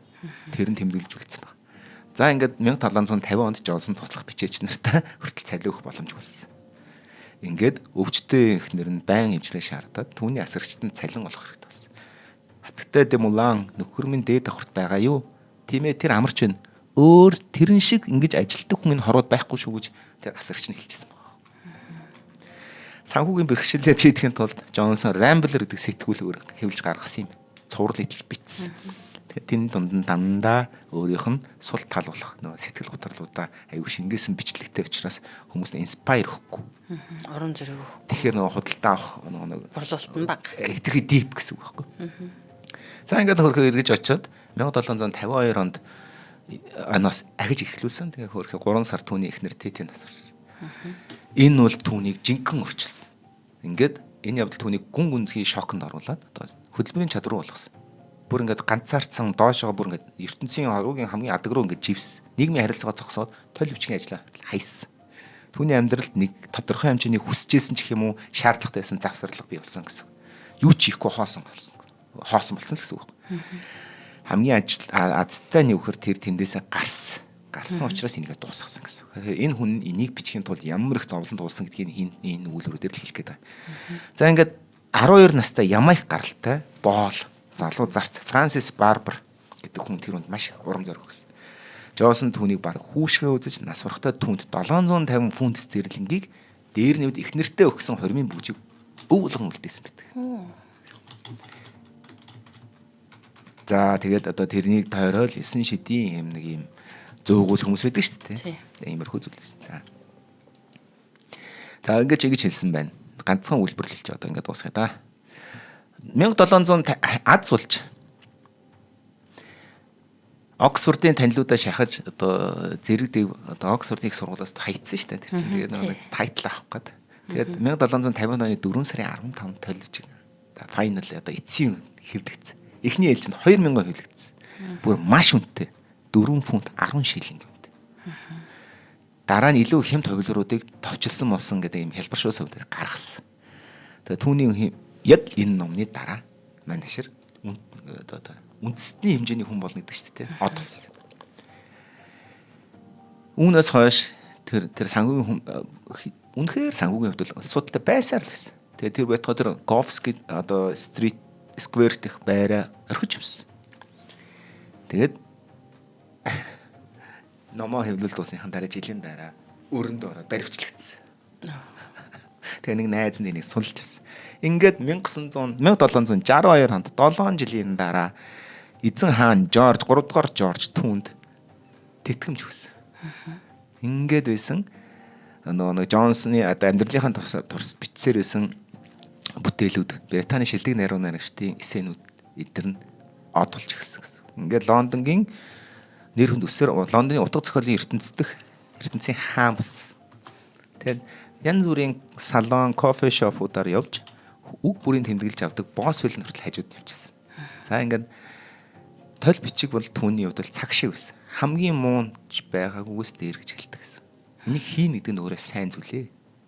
Тэгэхээр одоо би нэг энийг өгүүлбэрийг ингээд одоо ер нь зөндөөл юм байна л цаашаа яриул гоё юм байна. Хаамаар нь гэхдээ яг нэг юм байгаад байгаа юм. Бас нэг 19 19-р зууны үед хүмүүс нас орсны дараа нүүр болон биений дээд хэсгийг заавал гипсээр дет маск хийж авдаг үзэгдэл байдаг. Джонсны одоо нас барсны дараа одоо тэр баримлын гэх юм уу маскын найз нь гэрээсэл гүйцэтгэгч Сэр Жошуа Рейнольд захиалсан байдаг. Тэгэхээр ямар ч байсан гэсэн энэ хүн нэр хүндтэйгээр хүсэн байна. Энэ маск үнэхээр сонирхолтой гэж. Хүнийг хараад Джонсны зургуудаас илүү бодит хүн байдлаар мэдрэх бололцоотой гэж. Тэр зургуудаас нь зургууд нь хөвчлэн түүнийг цэвэршүүлсэн дүрлэхийг харуулдаг энэ маск л амьдралынх нь жигэн нүүрэн дээгүүр нь амьдрал яаж өнгөрснийг харуулдаг гэж. За хачиргалтай нас барсны дараа хийгдсэн зүйл хэрнээ масканд амьд мэд шин чанар байдаг. Яг ингээд ярьж байгаа юм шиг байдаг жаахгүй. Тэгэхээр магадгүй агуу хүн байсан учраас нөгөө хүмүүсийн зүрх сэтгэл тэр ярьж байгаа юм шиг хоногшсон ч гэж болох л байна тийм ээ. За ингээд их гоё үг байгаа нэг Личфилд гэдэг хотод төрсэн гэсэн шүү дээ. Тэрний дикшнери дотор толбичиг дотор Личфилд гэдэг үг байгаа юм. Үхэгсдийн хот гэдэг нэртэй. Тэгээд ажилласан мэт Личфилд. Тэр яа сонин шүү. Тийм үгаз. За ингээд одоо би ийм хэлэх гэсэн дахиад яг ингээ хаагаад нэг дүгнэлт хэлмээр байгаа юм. Сайнч мууч бай юм орчуулж байгаа, орчуулгыг оролдож байгаа, бичиж байгаа хүмүүс шүү дээ тийм. Тэрийг хизэж бити муугаар шүүж байгаарэ гэж хөөе. Энэ бүгдийн нөгөө нэг овоолгон дундаас хамгийн овгоонууд нь дээшээ гараад хөгждөг. Энэ бүх орлого энэ дунд зөндөө олон одоо тийм lost алдагдсан, сүрсэн, дампуурсан, үхсэн сүнснүүд байгаа. Тэгвэл тэр бүгдийн сүнс чинь энэ бүгдийг өнөөдрийн хэлийг бий болгосон гэсэн үг байхгүй юу? Тэгэхээр одоо од мундрын бидний энэ хийж байгаа үйл хэрэг бол энэний нэг төстэй хэлбэр байхгүй. За яг хуу зарим нэг нь одоо энэ мэдээллийг олж чадахгүй байгавал бид нар тэрийг ярьж яах гэсэн үг. Бид нар энэ зохиолыг бичгийн тулд зөндөх эрэл хайгуул хийж гэнэ гэсэн үг гэх мэтлэн. Тэгэхээр энэ сайн орчуулагч, энэ муу орчуулагч бити ярьж байгаарай л гэж хэлдэг гэсэн. Чиний хэрэгцээ хангаж байгаа бол тэгэл болоо. Тэр хүнийг бити жааж гэр. Яг бол тэр хүн чинь ямар их зовлон тулдыг би энэ хүнээр дамжуулж ойлгох гэсэн. Яг бол би өөрөө маш их юм орчуулдаг учраас маш хүнд үе байсныг бол байсан мэддэг учраас тэгтээ энэ хүний ажилтал жаргал байсан юм байна л гэж бодож байна. За баярлалаа. Маш сонирхолтой дугаар байлаа. Тэгээд эрхэм ноён Сэмюэл Джонсон айгүй алдартай бас хэлсэн quote-уд байдаг юм байна. Тэрний нэг үг нь надад маш сонирхолтой санагдлаа л да. Love is the folly of the wise гинэ. Эртэн мухантай хүнд дурлуулбал илүү зан. За ингээд та бүгдэд шинжлэх ухаан тань мэдхүн од мөндөр суугийн цаг хугацааны аялал нэвтрүүлэг хүрлээ. Хөтлөгч амар санаа болон мөгцөл миний би ээлж дугаараа та бүгд төрглөө. Манай нэвтрүүлэг танд YouTube-ийн од мөндөр сууг, NTV телевиз болон од мөндөр радио 83.3 болон 107 хөтөлбөрөөр хүрч байна. Цаг хугацааны аялал нэвтрүүлгийг эрүүл энхийг хамтдаа эрхэмлээ ураатай Аз фарм өрх бүрэн хэрэглээ уй гурил ивэнтгэн та бүгд төрглөө. Дараагийн дугаараар уулзлаа баярт. Баяртай.